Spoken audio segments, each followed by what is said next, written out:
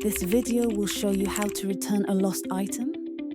Hotelogix lets you easily manage the return of a lost item when found. Let us see how. In the Guest Service module, click on the Lost and Found tab. Lost and Found panel opens. By default, all items lost, found, returned, disposed in the current month display here. You can search this list for the item. Enter location/item/group/res/guest details. Click Search by drop-down and select the suitable option. Use filters like Date Range, Search by Category, Status to narrow down the search. Identify the item that needs to be returned.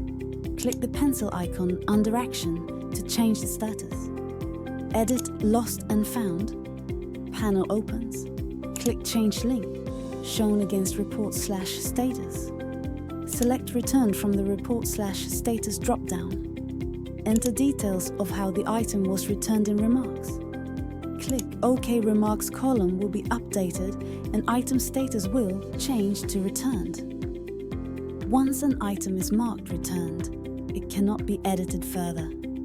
This brings us to the end of the video on how to return a lost item.